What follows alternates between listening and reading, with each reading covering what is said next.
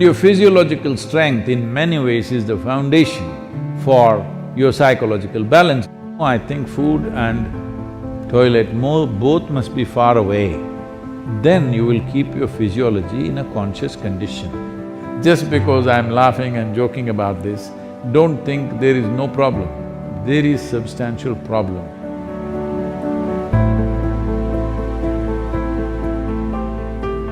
Sadhguru, during the lockdown, we have gained a lot of weight from overeating and no physical activity. Can you offer us some simple weight loss tips, please? I was in Chennai a few years ago and I was talking to some of the business community in Chennai.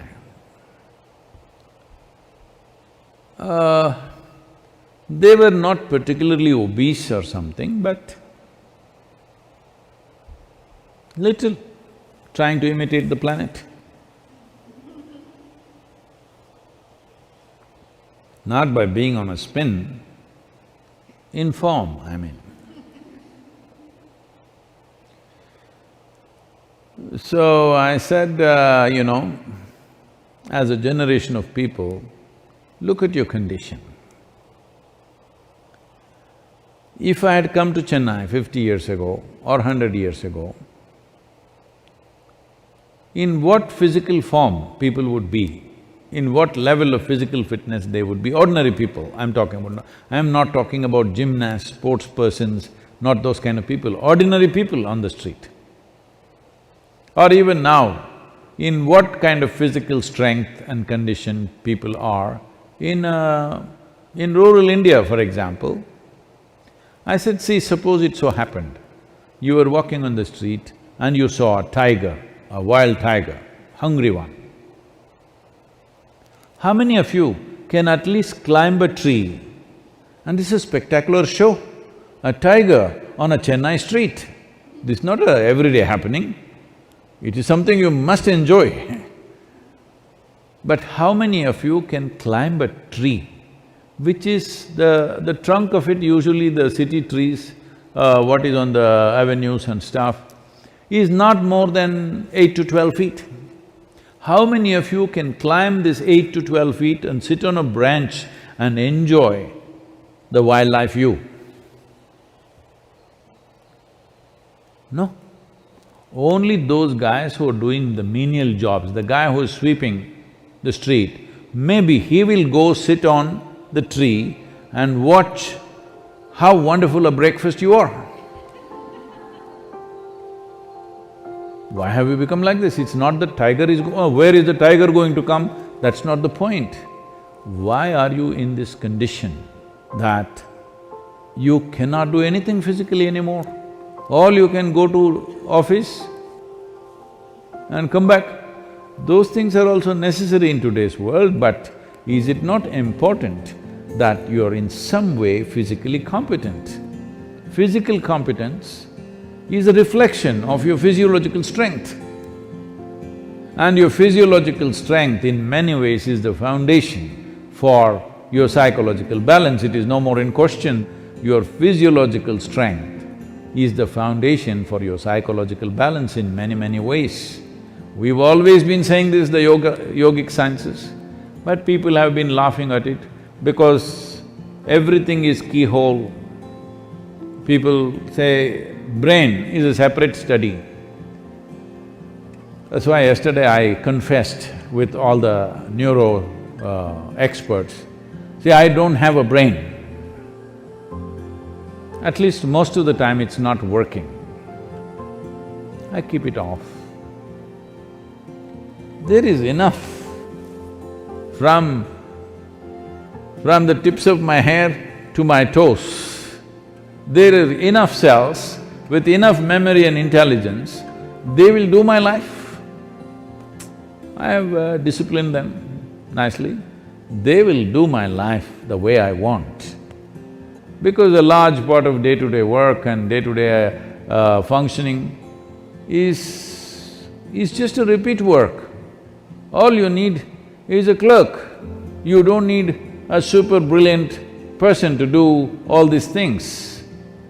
So I have trained them and they do their work. I don't have to think how to eat, how to sit, how to stand, how to breathe, nonsense. It just happens by itself because a very stable and effervescent physiological condition is very, very important to have a certain level of psychological freedom. Otherwise, every little thing you do, you have to think. Once you think, inevitably you're confused about every damn thing that you do. Now, you're talking about because of virus you ate too much. This is not because of virus you're eating too much.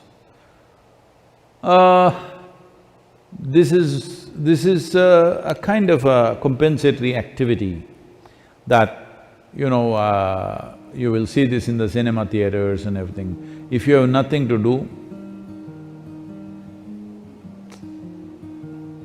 never before in the history of humanity was food simply available like this all the time. It's a wrong thing that everywhere you walk there is food. It should not be. I see some of the corporations in America are organizing like this. Food and toilet should always be within whatever 50 feet or 100 feet, something they've fixed, 50 feet I think. Within 50 feet of wherever you are, there must always be food, and that food is usually 1 month old, of course, and there is a toilet. No, I think food and toilet both must be far away. Then you will keep your physiology in a conscious condition. Everywhere there is toilet, it's not good because body has certain resilience. You wanting to run to the toilet is not just physiological, sometimes it may be when the body, at some time it is disturbed, at that time it may be. Otherwise, in normal conditions, it is more a psychological condition than a physiological condition. That all the time you want to message, not because you have something very significant to say, it is simply because it's a release. Similarly, going to the toilet is a release, sexuality is a release, wherever, whenever, whatever, all the time the same things, because you are building up nonsense within yourself all the time, you need a release, all the time release. These things are being openly talked about as part of psychiatry, that you must find release. Why are you pent up? I think in one of the interviews, some journalist was asking me, Sadhguru, what do you do to unwind yourself? I said, what? Why will I wind myself up, first of all? I don't wind myself up and then want to unwind somewhere. What are you? Are you a grandfather clock or something? You wind yourself up. Even the watch doesn't need any winding anymore, it runs by itself. Why are you winding yourself up? This is simply because you understand life as an accumulation. Yes, body is an accumulation, mind is an accumulation, but life is not an accumulation, it's a phenomena that's happening. If you have not tasted that phenomena, you know only accumulations, you always think the safety is in accumulation, whether it's wealth, money, this, that, and body. But at least your money you can keep it in the bank, though it may be heavy in your mind.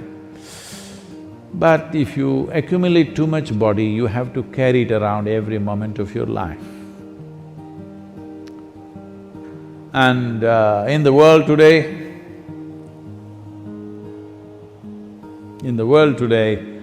30% of the population is malnourished, and around the same percentage of people are obese, overweight. So you can fix it. The world's problems of malnourishment, you can fix it. So, this practice is there in the Isha Yoga Center. Whenever cause comes up, when Isha Vidya, educating rural children, raising funds for it became a problem, then many people in the yoga center took this up. on Wednesday evenings I won't have dinner and let that money go to the children. I think you must find 7 causes like this. I can give you 7. Monday for Rally for Rivers, Tuesday for Kaveri Calling, Wednesday for Isha Vidya, Thursday is called Guruvar, this is for your Sadguru. Friday for Devi, because that's her day. Saturday, you have your dinner, I'm reducing 1 day. Sunday, for Janalinga. Like this, you find 7 or at least 6 causes where 6 dinners you give away. Morning you eat, all right? 10 o'clock in the morning you eat well and again eat 10 o'clock tomorrow morning.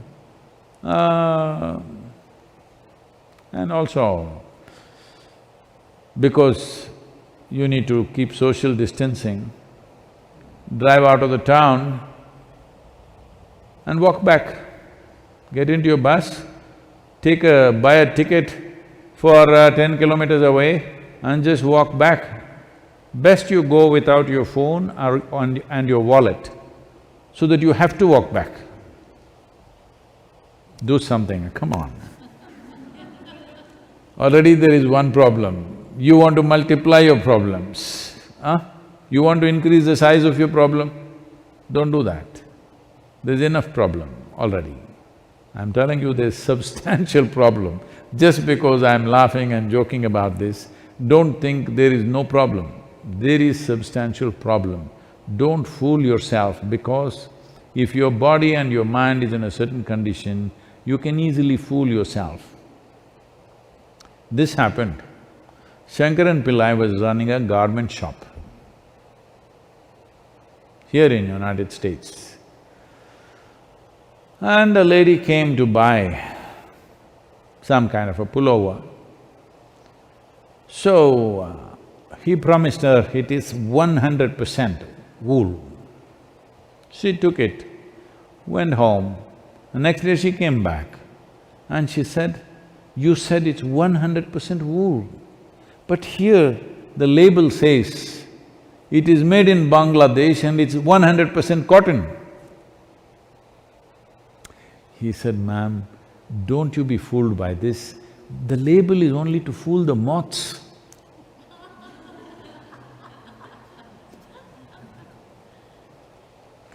Like this, there are so many labels all over the world, don't go by that. This is a simple experiment you must do, all of you who are sitting now on the floor, when you get up, you must use only 2 limbs to stand up. All of you, in your life, you must keep this up however old you are. This is a simple test for you. You sit down cross-legged and when you want to stand up, you use only 2 limbs. That means you don't do 4-wheel drive. Just get up with your legs. This much fitness at least you must manage. If you can't climb a tree, there are not enough tigers to, for them to roam in your city. If you can't climb a tree, it's okay, but at least you must be able to stand up. This much fitness you must maintain. Please do that for yourself.